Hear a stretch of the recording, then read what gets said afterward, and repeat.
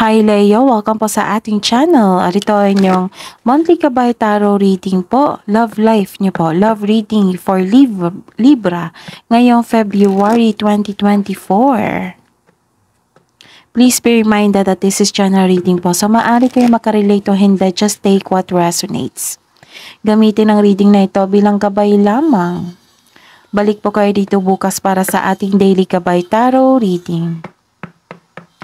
Please like, subscribe, and click bell button for notification para updated po kayo sa daily tarot reading natin. Para po sa gustong magpa-reading, maaari nyo pong makuhang link na sa description box po ito. Message lang po ako sa messenger. Maraming salamat po.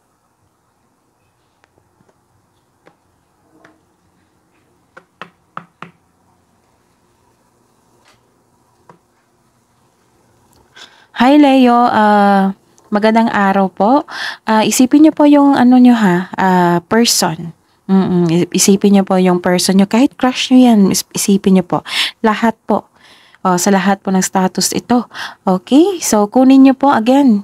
Leo, kunin niyo po yung kung naka-resonate po kayo. Kung naka-resonate kayo, comment down po kayo sa video natin. Okay? So, kung hindi po kayo naka-resonate, ibigay po natin sa iba. Kasi general reading po ito. Again, kung naka-resonate kayo, comment down po kayo. So, maraming salamat po.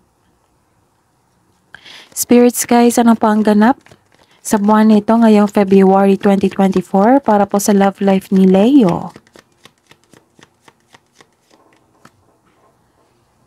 Kailangan mo ng oras dito.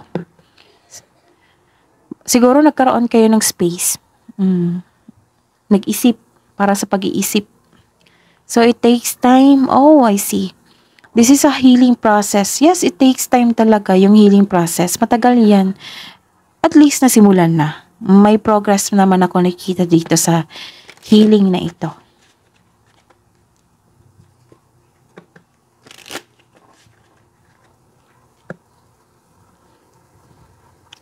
Spirits guides, ano po ang ganap sa love life po ni Leo ngayong February 2024? Pagbangon mo ito.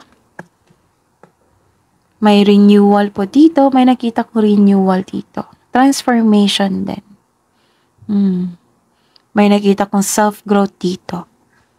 At may nakita kong change of mind. Okay? Baka tapos na yung, kasi nagkaroon ng yung healing process, diba? Tapos nagkaroon ng progress. Baka ito na yun, pagbangon nyo.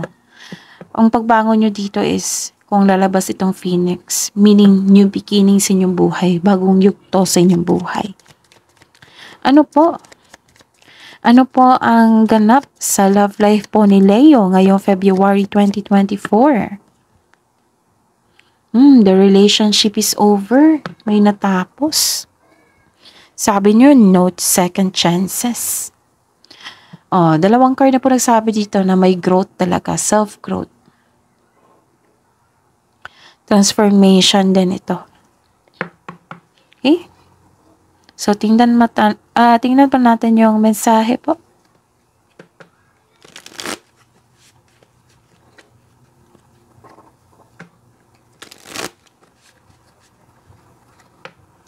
Ano po ang energy? Energy po ni Leo ngayong February 2024 sa love life mo nila. Love life po ni Leo. Energy. Spirits guide. Energy po ni Leo sa love life nila.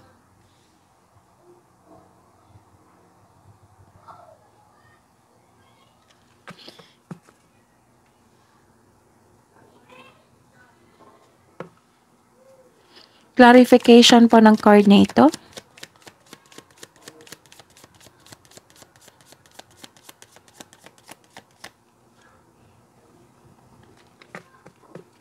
Challenges. Ano pong challenge para po kay Leo? Ngayong buwan na ito, February 2024, challenge po sa love life nila. Challenge po sa love life ni Leo. Spirits guide. Clarification po ng card na ito.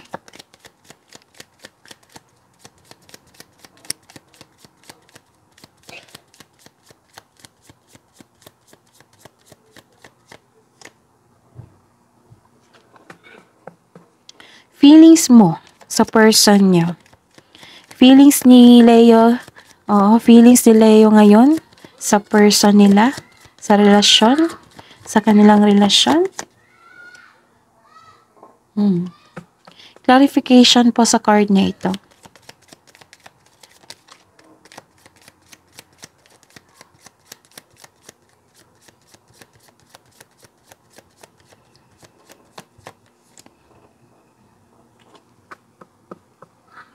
Okay, isipin nyo yung person nyo, ha? Leo. Okay, spirits guides. Leo's person's energy po. Energy po ng person po ni Leo. Person's energy. Ngayong February 2024. Clarification po sa card na ito.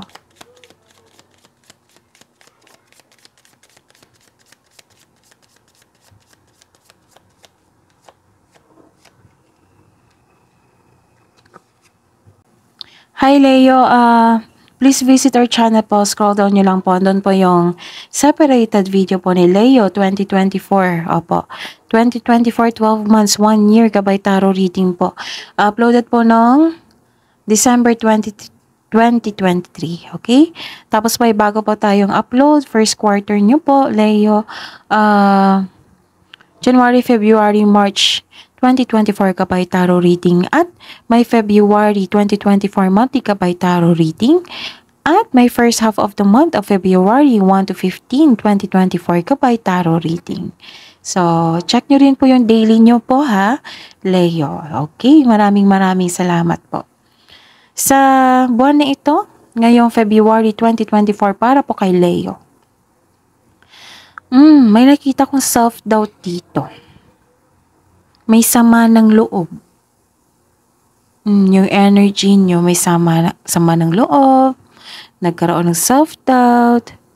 Nagkaroon ng failure to face the facts. Oo, sa mga nangyari. Nagkaroon din ng delay. Self-doubt, disappointment. Nagkaroon din ng self-blame. Nakikita ko dito. Okay? So, tingnan pa natin. Okay. Na-stuck po kayo sa past nyo, Leo.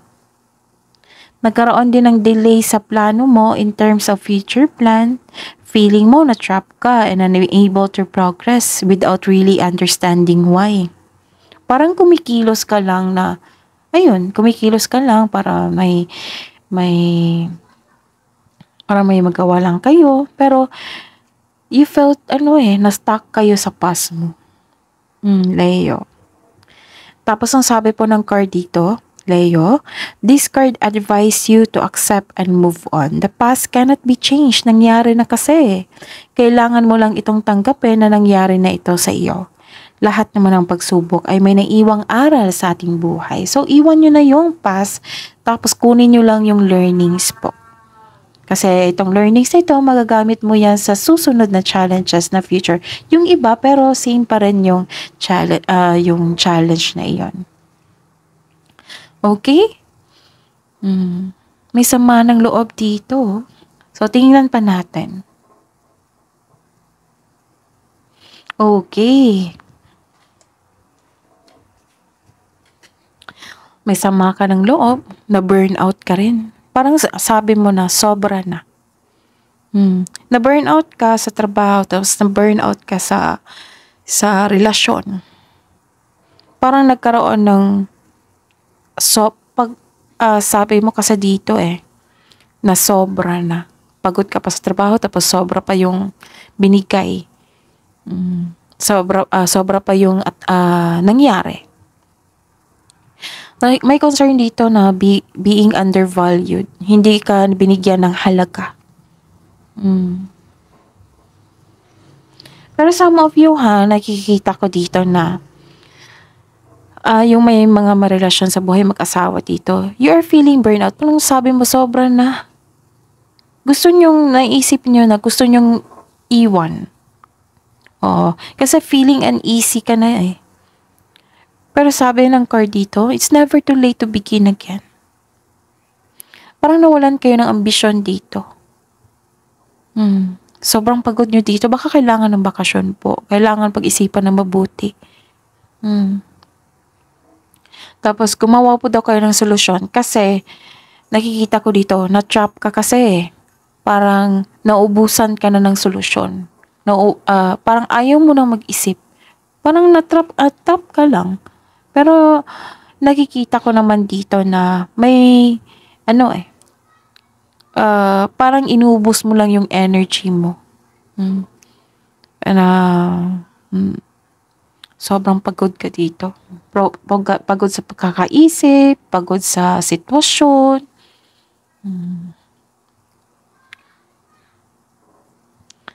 And your challenge. Right? Okay, challenge po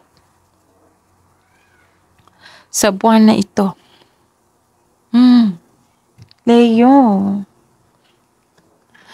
May nakita ko dito na inability to move forward. Ayaw mo rin mag-move forward. Nagkaroon ng stagnation. You are feeling defeated.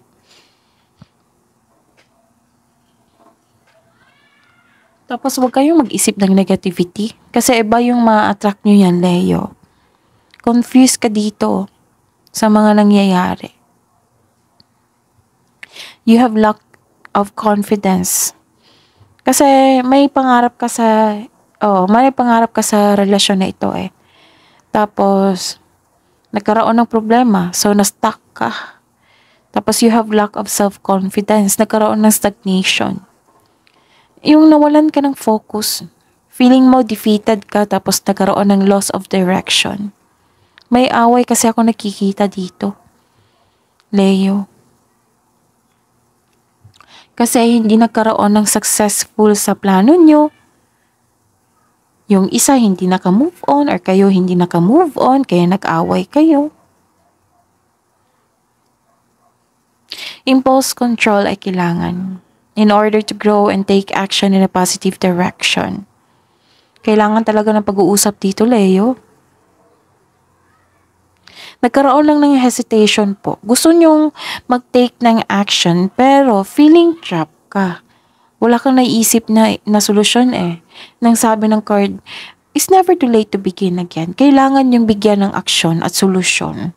Kung pwede ka usapin kasi dalawa kayo yan eh. So, bigyan ng aksyon. Kasi nag-hesitate ka dito. Nakikita ko dito na may hesitation. Kasi confused ka sa nangyari. Baka nabigla ka. Tapos huwag kayong iwasan yung mag-isip ng negativity kasi iba yung ma-attract nyo yan. Araw-araw ko yung sinasabi sa inyo, Leo.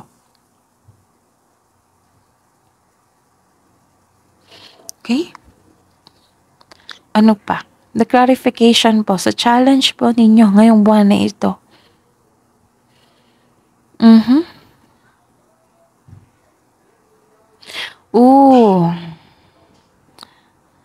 Baka napahinaan ka ng loob kasi naka-receive kayo ng isang balita na hindi nyo naman na-prove na totoo ba ito o hindi. Pero chismis pa ito, Leo. So, gather information kung totoo ba yan ba or hindi.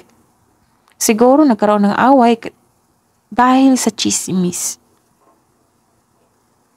Hindi lang dahil sa delay, nagkaroon ng delay, hindi naka-move on. Basta po dahil sa chismis yung dahilan sa inyong away. Tapos kung may plano po daw kayo wag po daw kayong magpadalos-dalos po. Pag-isipan po ng mabuti.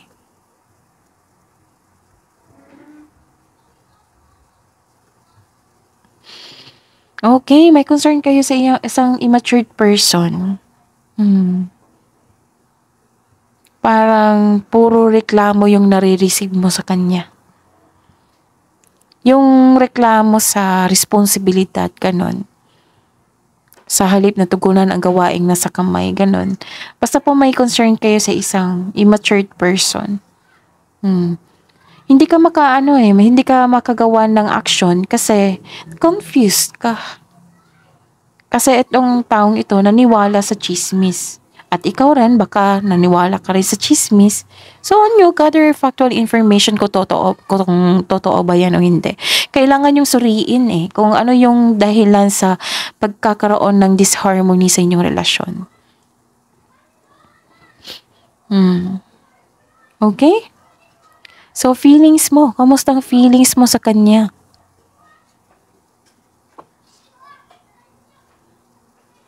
Oh,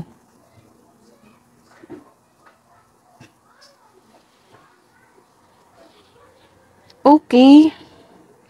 May nakita ako ditong, parang nakikita ko dito na, parang ini-express mo yung feelings mo, yung nararamdaman mo, sa pagkakaroon ng pagtipon-tipon, kasama yung friends mo. Para makalimutan nyo siguro, yung mga nangyari. Basta na may nakita akong pagtipon-tipon dito. Na may celebration ako nakikita dito Ano kaya ito, no?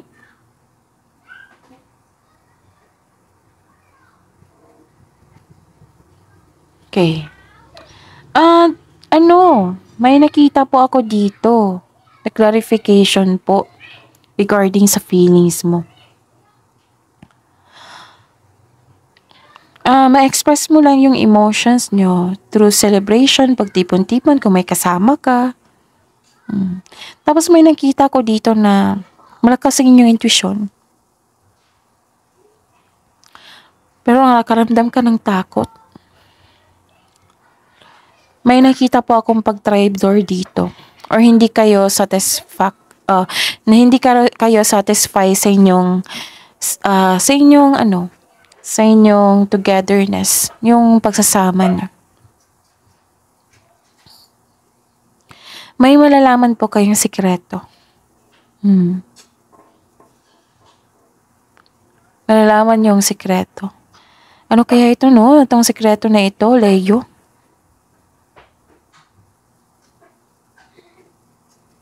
Okay.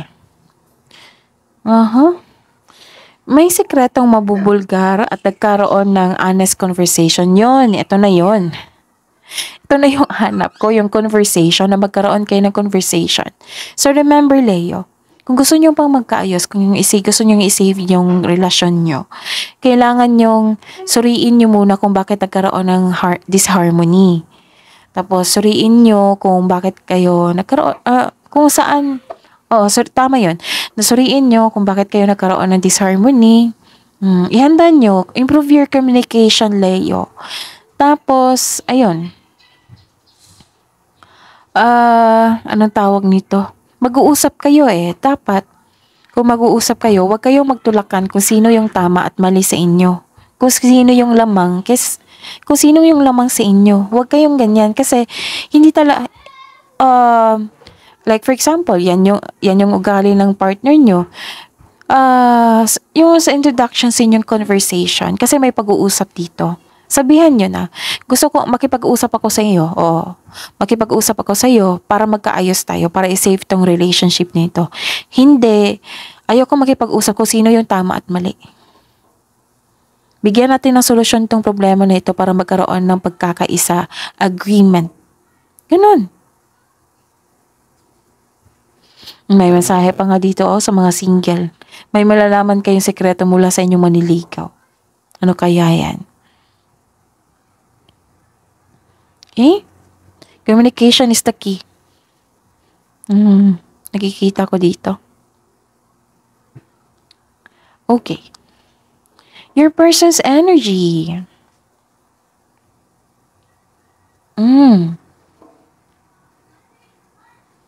Busy yung person nyo ngayong buwan na ito.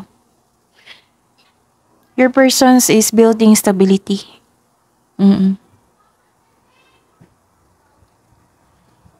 Busy po siya. Marami din siyang opportunity. Hard worker to, nakikita ko. Nagkaroon ng financial stability dito, nakikita ko. Pero busy po May nakita ko dito na parang yung malayo, parating nagbabiyahe yung partner. Pwedeng abroad, basta parati po siyang nagbabiyahe. Focus masyado sa, sa financial security. Focus sa trabaho.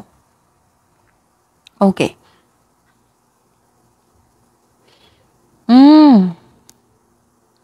Actually, yung partner niyo, nakikita ko dito sobrang busy sa trabaho. Yung sa mga nagsisimula dito sa mga may relasyon dito, sa mga nag-live-in, pwede din sa mga mag-asawa po. Naghahanda po siya parang may bibilihin po siyang property na para sa inyo. Naghahanda siya to start a family, na magbukod kayo, like for example, na ganyan. Na naghanda siya. May sense of stability tong taong to. Pero may ugali siyang, may pagka-immature na maniwala agad na sa isang chismis.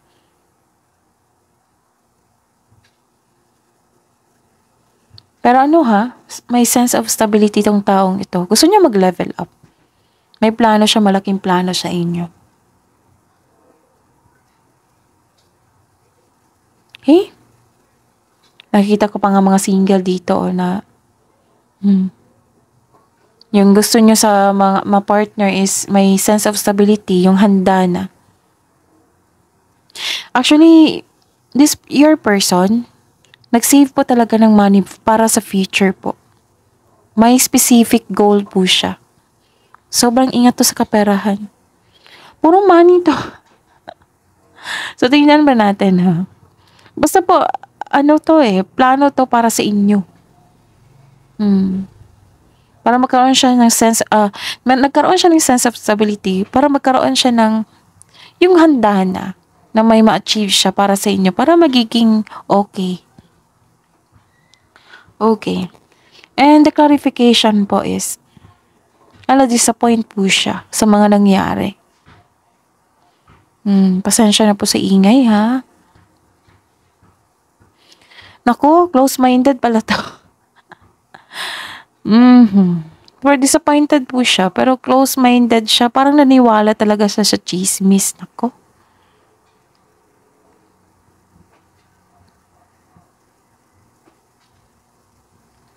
Tingnan pa natin, ha. Malalim tong taong to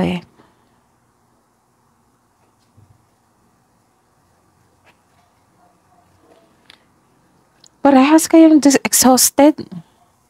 Nahihirapan din. May emotional demands ka sa kanya, may emotional demands ka rin sa kanya. Kailangan talaga na pag-uusap to, Leo. Umiiwas din ito sa toxicity, oo. Umiiwas siya kasi busy talaga siya sa trabaho. Itong taong to, focus talaga sa career and money niya. Hindi para sa kanya, para sa inyo. Nanghihinayang din siya. May concern po siya na nanghihinayang siya sa ininvest niya na love, time, effort. Kasi ito yung nangyari sa inyo. Pag-uusap talaga to, Leo.